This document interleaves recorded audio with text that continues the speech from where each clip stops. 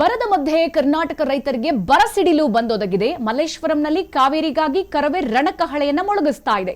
ಬೆಂಗಳೂರಿನಲ್ಲಿ ಕಾವೇರಿ ಕಿಚ್ಚು ತೀವ್ರಗೊಂಡಿದೆ. ಎಸ್ಸಿ ಕುರಿತಂತೆ ಅಪ್ಡೇಟ್ ಸಿಗ್ತಾ ಇದೆ. ರಾಜ್ಯದಲ್ಲಿ ಕಾವೇರಿ ಕಿಚ್ಚು ಹೊತ್ತಿ ಧಗಧಗಿಸ್ತಾ ಇದೆ.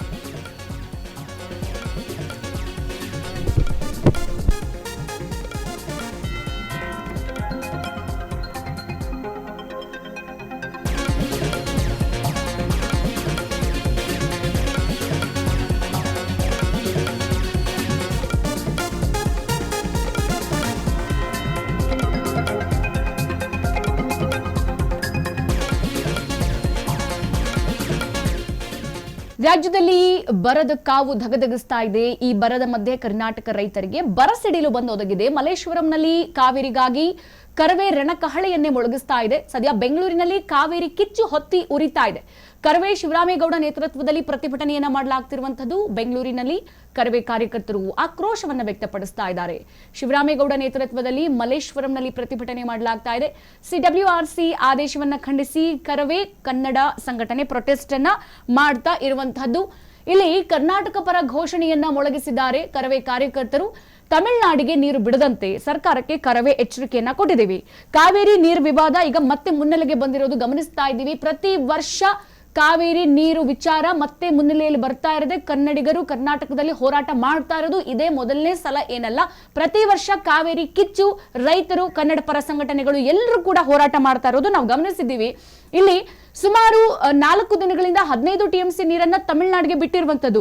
ಅಲ್ಲರಿ ಸ್ವಾಮಿ, ಕರ್ನಾಟಕದಲ್ಲಿ ಕನ್ನಡಿಗರಿಗೆ ಜಾನುವಾರಿಂದ ಹಿಡಿದು ಕ್ರಿಮಿಕೀಟಗಳಿಗೆ ಕುಡಿಯೋದಕ್ಕೆ ನೀರಿಲ್ಲ ಅನ್ನೋದನ್ನ ಕರ್ನಾಟಕದ ಜಲಾಶಯದ ಇಂದಿನ ನೀರಿನ ಮಟ್ಟ ಹೆಂಗಿದೆ ಅಂತ ಹೇಳಿ ಪೇಪರ್ನಲ್ಲಿ ಪ್ರತಿ ಮೀಡಿಯಾದಲ್ಲೂ ಕೂಡ ದಿನೇ ತೋರಿಸ್ತಾನೆ ಇರ್ತೀವಿ. ಅಂತದ್ರಲ್ಲಿ ನೀವು ಅಲ್ಲಿ ಸಿಡಬ್ಲ್ಯೂಆರ್ಸಿ ಆದೇಶ ಕೊಡ್ತು ಅಂತ ಹೇಳ್ಬಿಟ್ಟು ತಮಿಳುನಾಡಿಗೆ ನೀರು ಬಿಟ್ಟಿದ್ದೀರಲ್ಲ, ಹಂಗಾದ್ರೆ ಕನ್ನಡಿಗರಿಗೆ ಕರ್ನಾಟಕದಲ್ಲಿರುವವರಿಗೆ ಮೊದಲ ಆದ್ಯತೆ ಇಲ್ವಾ? ಕಾವೇರಿ ಎಲ್ಲಿ ಹುಡ್ತು? ಕಾವೇರಿ ಇರೋದಲ್ಲಿ ಅಂತದ್ರಲ್ಲಿ ಕನ್ನಡಿಗರನ್ನ ಬಿಟ್ಟು ಸಿಡಬ್ಲ್ಯೂಆರ್ಸಿ ಆದೇಶ ಕೊಡ್ತಂತೆ ದಿನಕ್ಕೆ 3,500 ಕ್ಯೂಸೆಕ್ ನೀರು ಹರಿಸಬೇಕು ಅಂತ ಹೇಳಿ ಆದೇಶ ಹೊರಡಿಸಿದಿರಲ್ಲ. ನಿಮ್ಮಂತ ಜನಪ್ರತಿನಿಧಿಗಳನ್ನ ಆಯ್ಕೆ ಮಾಡಿರೋದಕ್ಕೆ ಈಗ ನಮಗೆ ನಿಜವಾಗ್ಲೂ ಯೋಚನೆ ಮಾಡುವಂತ ಪರಿಸ್ಥಿತಿ.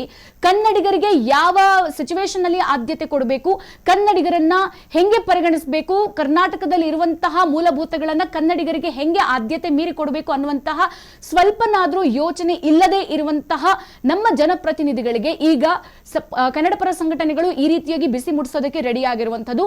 ಒಂದು ವೇಳೆ ನೀವೇನಾದ್ರೂ ನಮ್ಮ ಪ್ರತಿಭಟನೆಯನ್ನು ಮೀರಿ ಈ ಒಂದು ಕಾವೇರಿ ನೀರನ್ನ ತಮಿಳುನಾಡಿಗೆ ಮತ್ತೆ ಬಿಡೋದಕ್ಕೆ ಮುಂದುವರೆಸಿದ್ರಿ ಅಂತ ಅಂದ್ರೆ ದೆಹಲಿಯಲ್ಲಿ ಆದಂತಹ ಲಕ್ಷಾಂತರ ವಿದ್ಯಾರ್ಥಿಗಳ ಪ್ರತಿಭಟನೆ ಮಾದರಿಯಲ್ಲೇ ಅದಕ್ಕಿಂತ 10 ಪಟ್ಟು ಮೀರಿ ನಾವು ಪ್ರೊಟೆಸ್ಟ್ ಅನ್ನ ಮಾಡಬೇಕಾಗುತ್ತೆ ಅಂತ ಕರವೇ ಈಗ ಎಚ್ಚರಿಕೆಯನ್ನ ಕೊಟ್ಟಿದ್ದೀವಿ.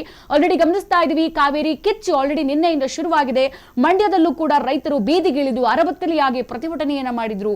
ಇವತ್ತು ಮಲ್ಲೇಶ್ವರಂನಲ್ಲಿ ಕರವೇ ಪ್ರತಿಭಟನೆ ಮಾಡ್ತಾ ಇದೆ ಶಿವರಾಮೇಗೌಡ ಅವರ ನೇತೃತ್ವದಲ್ಲಿ. ಇದು ಇಲ್ಲಿಗೆ ಮುಗಿಯೋದಿಲ್ಲ. ಕಾವೇರಿ ಕಿಚ್ಚು ಮತ್ತೆಯೂ ಮುಂದುವರಿಯುತ್ತೆ. ಕರ್ನಾಟಕದಾದ್ಯಂತ ಕೂಡ ಈ ಬೆಂಕಿ ಹೊತ್ಕೊಳ್ಳುತ್ತೆ. ಈ ಕಾವೇರಿ ನೀರಿನ ಹೊಗೆ ಎಲ್ಲ ಕಡೆ ಶುರುವಾಗುತ್ತೆ, ಬೆಂಕಿ ಉಂಡೆಯಾಗಿ ಪರಿಣಮಿಸುತ್ತೆ. ಅದು ಈ ಸರ್ಕಾರವನ್ನ ಹೆಂಗೆ ಬಡಿದೆಬ್ಬಿಸುತ್ತೆ ಅನ್ನೋದನ್ನ ಕಾದು ನೋಡ್ಬೇಕು ಅಂತ ಹೇಳಿ ಎಚ್ಚರಿಕೆ ಕೊಟ್ಟಿದೆ ಕರವೇ.